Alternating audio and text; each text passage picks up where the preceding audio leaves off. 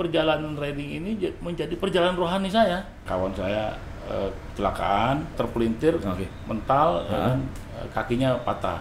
Om boleh spill nggak Om? Berapa habis kosnya Om? Nah,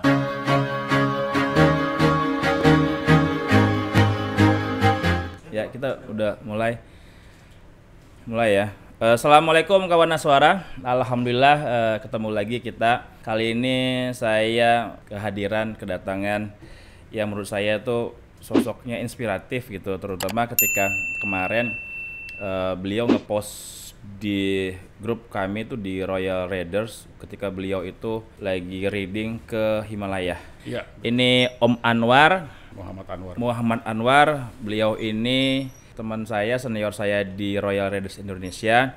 Tapi di belakang itu beliau ini kegiatannya luar biasa. Beliau lawyer, salah satu artis juga Om ya? Iya. Denny Sumargo ya? Betul. Denny Sumargo yang lu post itu. Gue baru ngeh tuh pas lu post Denny Sumargo tuh. Tapi gue tahu lu pas kita ini Om, reading ke mana? Bromo ya? Bromo ya. Nah, tapi kalau ngelihat usianya mungkin ya lagi oke-nya, lagi lucu-lucunya nih. Beliau Menginjak 7 ya. 57. Tapi jujur ya, gue kira lu orang itu apa ya? Protek lah. Iya, ternyata asik juga nih orang. Maksudnya nggak seperti casing yang gue anggap nih orangnya serius, lawyer gimana. Ternyata asik juga nih bapak gitu. Nah, ya kalau kerja harus serius lah. Nggak, tapi kan ketika reading gue ngeliat lu nih. Iya, kan kalau kita jalan hobi jangan serius lah. Ya makanya tuh, gue taunya lu pas kemarin di Banten tuh Om. Tapi overall itu dari semua reading, gue merasa reading gue tuh dari Jakarta ke mana Bromo itu kan kami nonstop ya. Lu kan towingnya. Tapi lu gila lagi, lu ke Himalaya gitu. Dan hanya 10 orang di Indonesia yang kesana gitu. Nah, gue mau dari awal dulu Om ya. Lu sejak kapan senang motoran? Kalau motoran seneng dari dulu. Dulu kan waktu STM. Oh STM, udah motoran nih? Udah motor Vespa dulu. Oh sama kita berarti. Dulu pakai Lambretta saya. Lambretta bukan Vespa? Punya orang tua dia tuh. Mereknya Lambretta. Dulu kan kita tapi Lambretta bukan Vespa kan? Terus baru pas sudah kuliah pakai Super. Itu baru Vespa Sport 70-an tuh ya? Super 74 sama punya juga. Jadi dari dulu memang udah hobi motor.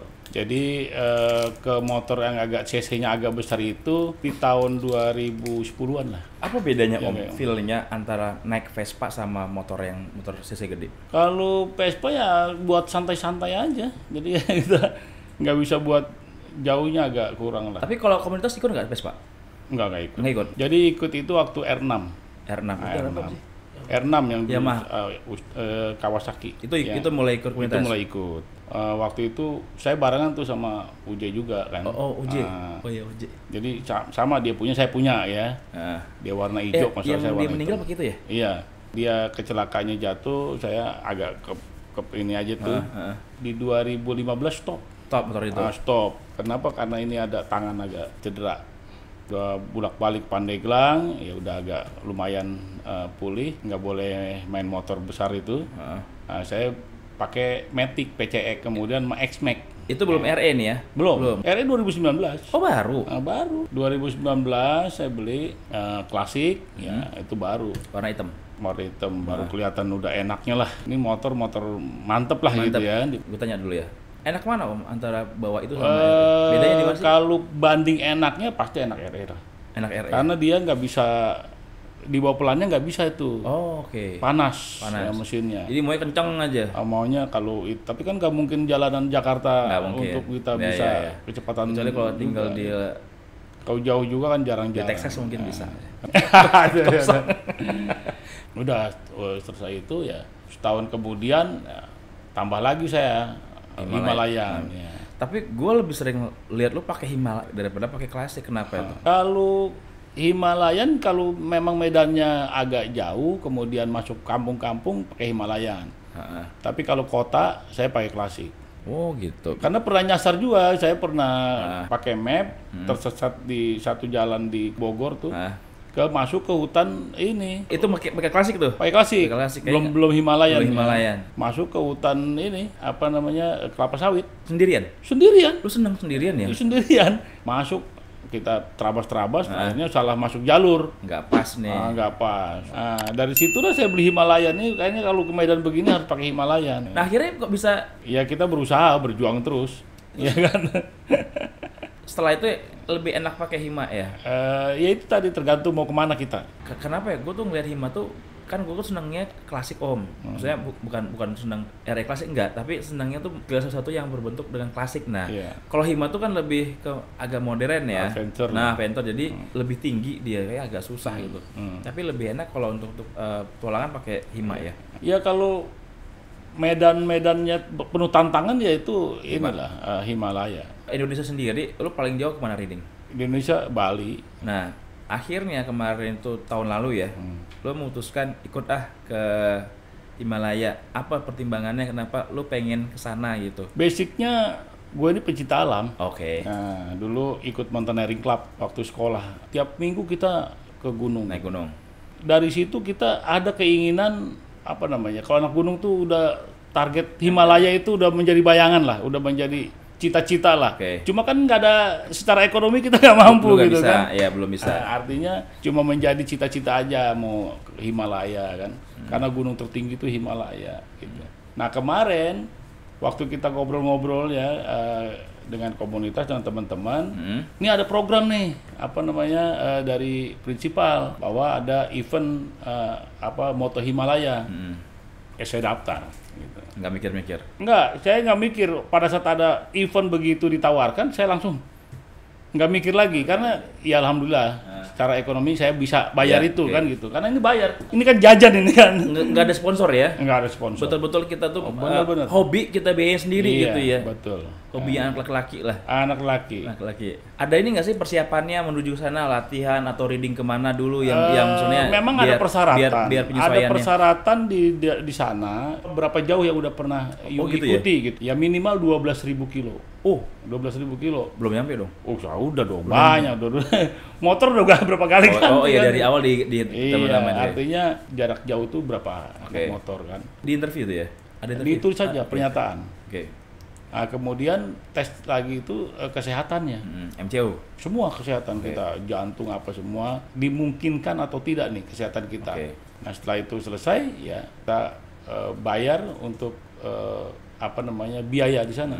Biaya paketnya lah gitu ya, untuk disiapkan motor, hotel dan pakai SIM internasional nggak? Pakai SIM internasional. Berarti nggak ada ini ya, nggak ada latihan readingnya nggak ada simulasinya bagaimana, nggak ada ya? Nggak ada.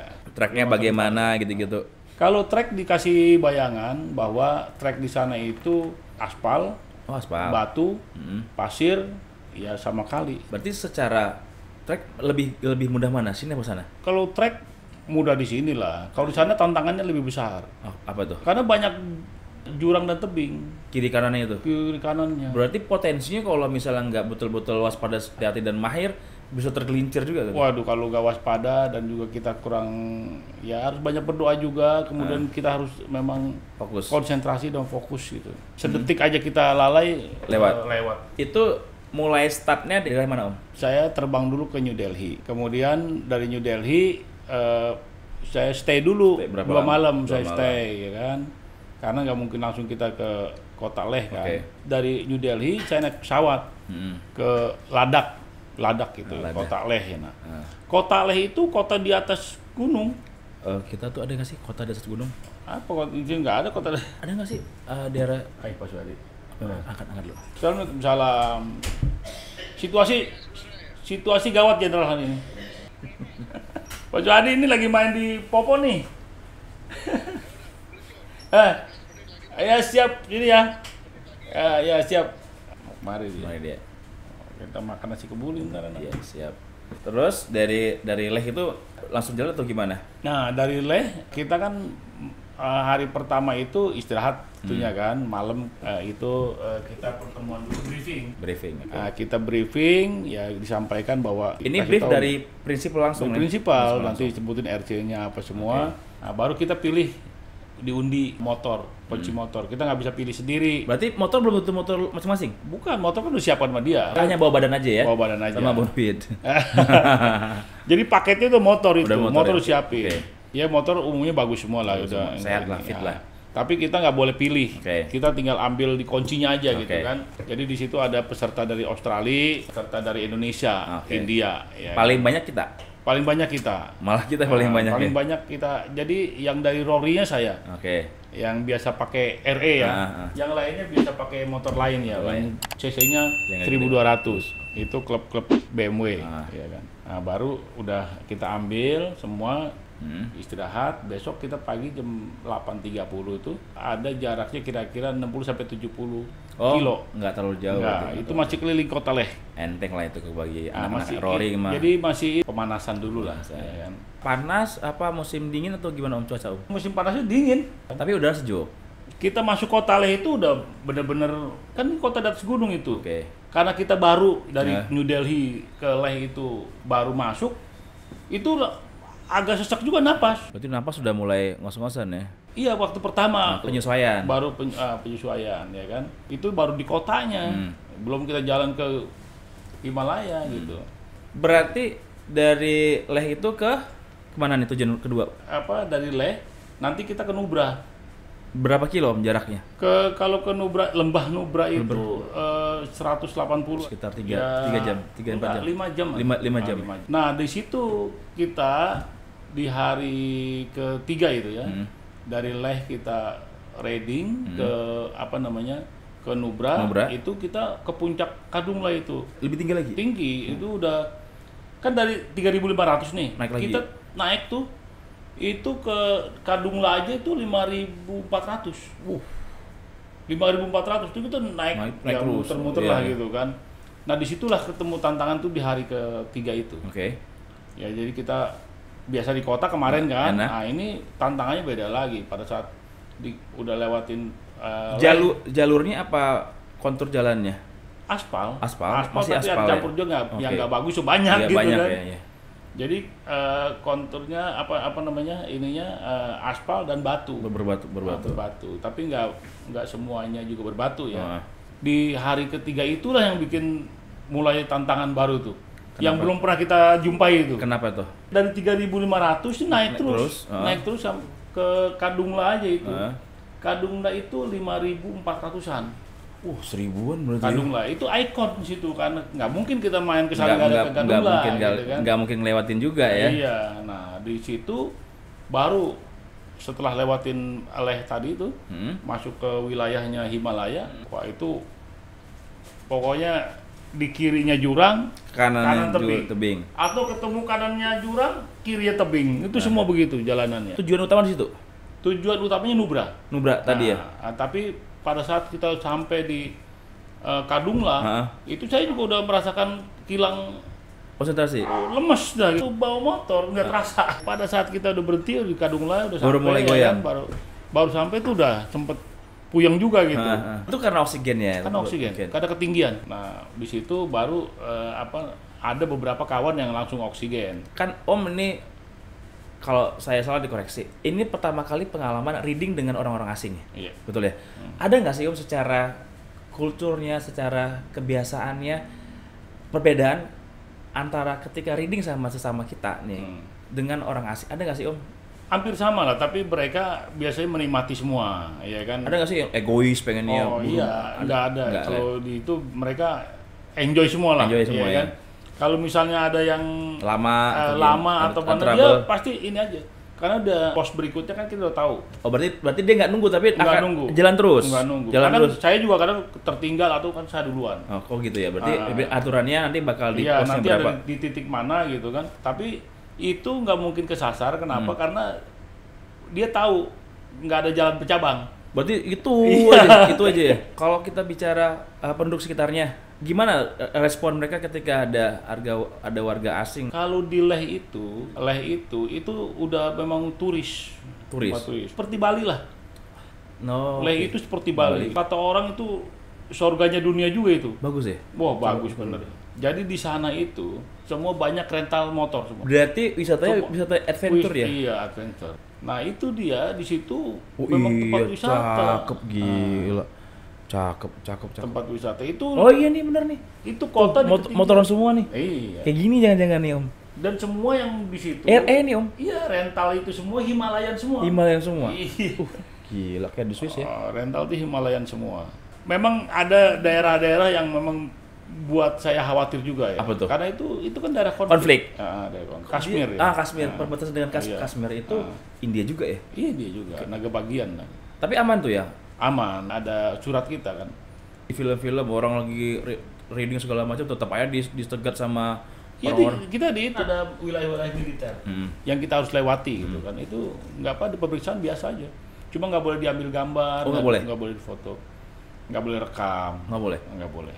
Secara spiritualnya Om lah ya. Setelah Om nyampe ke sana, apa sih yang dirasakan? Ini hubungannya hablum minallahnya nih. Ya, nah itu dia makanya saya kan di hari ketiga itu dari Nubra ya, dari Nubra mau ke Pamongso ya. Nah di situ ada insiden. Oke. Nah, kawan saya kecelakaan. Tunggal dia. Jadi dia medan batu, ya kan? Dia tergelincir. Terpelintir, mental, ya kan? Kakinya patah. Ya, jadi pada saat ini satu rombongan ya. Iya, kita agak jauh. Saya juga pas di belakang. Indonesia tuh. Indonesia. Itu saya nggak jauh dari mereka itu. Posisi di belakang. Saya di belakang posisinya. Saya ngelihat dia terbangnya itu saya lihat. Pakai safety kan? Pakai semua. Oke. Dibawa tim dokter, nggak taunya pas di tempat istirahat kita tahu bahwa dia ada patah kakinya. Ya, jadi keputusannya dia harus pulang. Pada saat saya tiba di Pamongso itu. Pamongso. Iya. Kayak nama daerah Jawa itu Pamongso. Itu danau yang nggak ada alirannya lah, danau mati lah itu. Tapi itu indahnya. Ya subhanallah lah itu. Yang belum pernah mungkin Om lihat. Iya, nggak pernah lihat. Mata Om tuh belum pernah lihat. Nggak pernah lihat saya. Menikmati perjalanannya itu dari bawah, kita naik, pas turun itu ketemu danau. Surga dunia jangan. Itu dia. Jadi disitulah introspeksi diri kita di situ kan. Wah, melihat pemandangan ini. Saya bisa kemari ini, bisa diperlihatkan yang Maha Kuasa ini. Baru di bumi nih. Iya, baru di bumi kan. Yuk, kalau bukan dengan kehendak yang Maha Kuasa, nggak mungkin bisa ke situ saya. Ya buktinya ada kejadian-kejadian ya, atau ada kendala yang mungkin bisa juga kita ini. Tapi yang Maha Kuasa menunjukkan saya bisa di sana, ya kan, bisa mampu ke sana dan bisa ditunjukkan kebesaran yang Maha Kuasa. Luar biasa ya. Waduh, kita tuh kayak kecil banget yang nggak ada apa-apa. Wah, nikmat. Yang belum tentu semua orang bisa. Iya, belum tentu semua orang bisa. Dan belum tentu punya kesempatan juga gitu. Saya terus terang aja waktu melihat itu, saya meneteskan mata saya. Terharu. Indahnya, ya bangga, campur lah, terharu. Kemudian bangga. juga saya bisa kemari, bisa melihat kebesaran yang belum pernah saya lihat seumur saya gitu.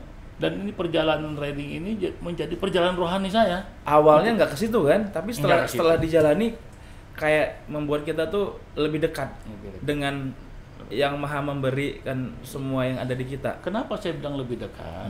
Karena kalau yang Maha Kuasa tidak menghendaki, kapan aja keahlian kita bisa dicabut. Dan resiko itu ada di depan kita. Saya ngebayangin nih, berimajinasi. Ya istilahnya kita di atapnya dunia. Atapnya dunia. Pada saat saya selesai riding itu udah lemes. Pasrah aja udah. Udah lemes saya. Di situ di Pamongso itulah saya dropnya. Kemudian dokter periksa, ya kan. Saya tiap hari periksa itu. Karena saya punya darah tinggi. Oke. Nah, di situ pada saat saya udah di oksigen, dia kasih semacam doping. Vitamin atau apa ya, suntik saya sore. Jam 2 malam, saya kan masih pakai oksigen. Masih kurang bagus juga, saya disuntik lagi. Tuh suasananya bener-bener inilah, dinginnya minta ampun. Jadi saya ruangan saya minus nggak sih Om? Nggak minus ya? Nggak minus ya? Minus itu. Udah minus ya? Minus. Ya itu udah salju. Jadi udah memang salju beku kan, salju nggak pada cair situ. Tantangannya udara dingin sama udaranya tipis. Oh, tipis bener. Nah, itu fisik mesti kuat banget. Itu ruangan itu nggak ada jendelanya, tapi dinginnya nembus tulang gitu. Aduh, kebayang. Saya pakai pemanas ada yang dikasih dia tuh ceplok, ya kan. sambil oksigen. Dari sore sampai pagi saya pakai itu di situ ya. Pagi udah agak pulih, akurasi bagus saya. Bagus. Copot, saya udah seger. Nah, jadi jam 8 baru kita bisa riding lagi gitu. Perjuangan banget ya. Itu paling tinggi tuh. Tapi sebanding lah ya. Apa yang Om korbankan itu mungkin itu bisa jadi selesai Om. Bisa jadi ketika itu bisa jadi selesai, bisa jadi ya. Ya kita lihat kawan aja yang klub motor juga ya, bisa motor besar, pengalaman ya kan. Di situ introspeksinya. Tapi kalau yang Maha Kuasa berkehendak kan selesai juga. Balik lagi secara spiritualnya Om ya. Setelah Om pulang dari sana itu, ada nggak sih perubahan yang di diri Om rasakan dalam konsep memandang kehidupan ini seperti apa? Ya kita lebih tahu bahwa diri kita kecil. Nggak ada apa-apanya. Nggak ada yang harus sombongkan. Nggak ada yang sombongan ya. Lebih qanaah lah ya. Qanaah lah ya kan. Ya kalau bergaul kan sama kawan ya enak gitu kan, ya nggak usah. Udah nggak aku gini udah enggak ya. Dan alhamdulillah saya di situ juga nazar. Oke, apa itu? Menarik nih. Karena saya kan nggak bisa telepon 4 hari. Ya kan nggak ada sinyal. Keluarga juga nggak bisa. Di Himalaya itu kan nggak ada. Itu yang ketemu warung India tuh di mana? Oh itu di bawah. 4 hari nggak ketemu, nggak berhubungan keluarga. Nggak berhubungan keluarga. Berasa banget ya penting arti keluarga. Nah itu tadi saya di Pamongso, yang saya paling berkesan tuh di Pamongso. Saya bernazar, saya mau bawa keluarga saya, Umroh nanti ya? Ya alhamdulillah. Saya anak-anak yang masih kecil bawa. Angkut semuanya. 10 orang anak saya udah ikut. Alhamdulillah ya Allah. Semua perjalanan tuh takjub saya. Semua perjalanan tuh indah. Semua perjalanan tuh saya nikmati, ya kan. Tapi di Pamongso itu lebih gitu. Indahnya lebih gitu kan. Pokoknya mata ini terpuaskan, terpuaskan. Move on-nya susah kalau orang bilang ya. Ya sekarang tuh masih terbayang-bayang saya. Kayaknya pengen ke sana lagi deh. Ya kalau ada kesempatan dan ini lagi. Saya berangkat lagi. Om boleh spill nggak Om? Berapa habis kosnya Om? Nah, ini bagi teman-teman nih yang mau nih, teman-teman di Rory ya, teman-teman yang user RE, siapa tahu nanti tahun depan ada lagi bakal ke sana lagi. Tahu nih kira-kira sudah tahu nabungnya berapa? Jadi yang pertama itu kita bayar untuk prinsipal ya. Ya. Ini pure pribadi semua ya? 2.000 US. Dulu US masih 15 ribuan lah. 30 juta. Nah, 2.000 itu untuk hotel 9 hari sama motor. Oke. Tuh di sana ya. Nah, untuk pesawat PP itu beda lagi. Jadi saya dari Jakarta ke New Delhi itu tersendiri kan. Di New Delhi saya stay dulu 2 malam. Oke, sama rombongan ya? Sama rombongan, sama kawan-kawan lah. Nah, di hotel tuh kita tanggung sendiri. Hotel, makan kita tanggung sendiri. Dari New Delhi kita naik pesawat lagi kan. Oke. SpiceJet. Jadi khusus dia ke situ. Jadi itu kota yang ada di atas bukit. 3.500-an tuh kota. Kalau udah masuk atas tuh nggak ada hotel yang mewah. Kita tenda atau rumah yang nggak begitu besar penginapannya. Kalau bicara ininya, makanan kulinernya? Ya makan hotel cocok-cocok aja lah. Kan kita bawa makanan juga bawa Indonesia. Oh, tetap bawa dari Indonesia juga. Ya. Nah di situ kepengeluarannya ya. Tiket berapa? Tiket hotel sama itu ya 20 jutaan lah. Berarti sekitar 50-60 habis ya. Sama jajan kan. Tapi semua terbayarkan. Gitu. Sebanding dengan apa yang sebanding lah. Dinikmati pengalamannya. Saya pribadi mungkin antara 80-90-an habisnya. Total berapa hari Om? Setengah bulan. Pulang. Ya 15 hari. Karena riding aja 9 hari. Pas balik lagi dari Leh ke New Delhi, saya main ke Agra. Oke. Ini wisatanya lagi nih. Wisata Taj Mahal. Saya sewa mobil sama rombongan itu ke Taj Mahal itu perjalanan 5 jam. Bagus ya. Ya pemakaman gitu. Muslim. India itu Hindu dan Muslim yang banyak kan ya? Iya. Hindu.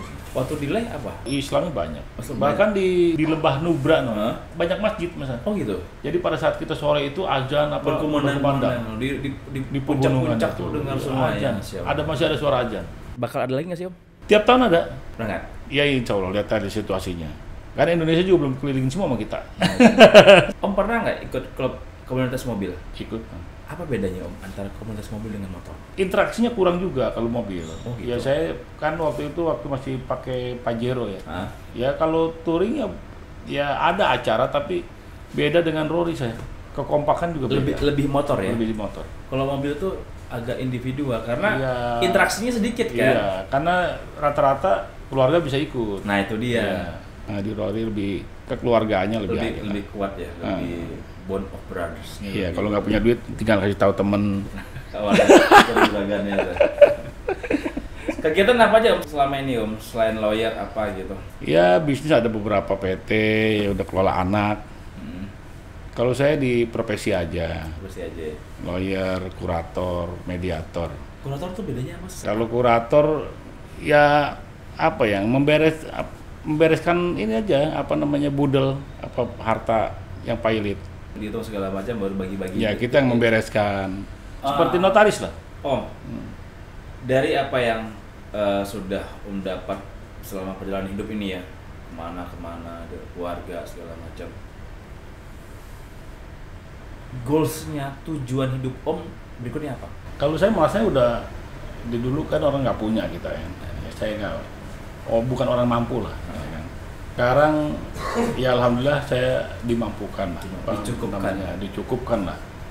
Ya artinya saya rumah nggak sewa, Itu mobil nggak kredit. ini Ya kan? bahasa Om Yaya nih, Iya. yang penting ngebul. Iya, artinya kan kita udah dicukupkan semua, ya kan. Ya sebetulnya sekarang kita nih ya tinggal mendekatkan aja lah, ya kan. Ya kayak Om Suadi lah, kita tinggal banyak ke masjid, ya kan. Nggak ada yang perlu dikejar kalau saya sekarang. Udah nggak ada lagi. Nggak ada yang perlu dikejar lah. Ya Atau mengalir aja. Secara profesi pengen Kalau itu kan kita harus mengupgrade pengetahuan, pasti kita harus upgrade karena kan berkembang terus. ya. Sepanjang kita melayani itu kan kita nggak mengupgrade diri, itu juga kita akan ketinggalan. Terakhir Om, pesan-pesan nih buat anak-anak muda nih ya. Kan kalau saya lihat kan Om berjuang yang sampai dengan saat ini Allah mengantarkan Om di posisi ini. Kalau kita bicara milenial kan semua serba instan, nggak tahan dengan proses lah. Ada nggak sih sebagai orang tua? Jangan merasa aman di zona nyamannya. Nah, misalnya orang tuanya mampu, dia nggak mau ada kegiatan atau dia nggak melakukan upaya-upaya untuk pengembangan diri, itu jangan sampai begitu. Dia harus punya spesialis lah. Harus punya keahlian khusus. Keahlian khusus lah. Yang membuat dia berbeda dengan yang lainnya. Iya, gitu. Kalau nggak selesai. Kalau nggak ya nggak ada kekhususan, cuma juga. Jadi orang biasa-biasa aja ya. Ya harus jadi yang biasa tapi luar biasa. Luar biasa. Masya Allah. Terima kasih ya Om Anwar. Ini kita ngobrol banyak banget dari mulai motoran, pengalaman hidup, profesi segala macam, banyak banget yang bisa diambil. Insya Allah pasti bermanfaat buat subscribernya Haswara dan yang lainnya. Om Anwar selalu sehat. Amin. Ya, enjoy menikmatin hidup. Ya, jangan puas hanya sampai Himalaya. Mudah-mudahan toh kemana lagi kita bisa ngobrol lagi. Selandia Baru kayak bagus Om. Wah, nah, saya sama Om Syekh itu kemarin kepikiran kita pengennya reading ke Selandia Baru. Wah, mantep. Ikut saya. Itu tuh, mudah-mudahan kita bisa udah sana ya. Makasih Om. Oke. Assalamualaikum. Waalaikumsalam.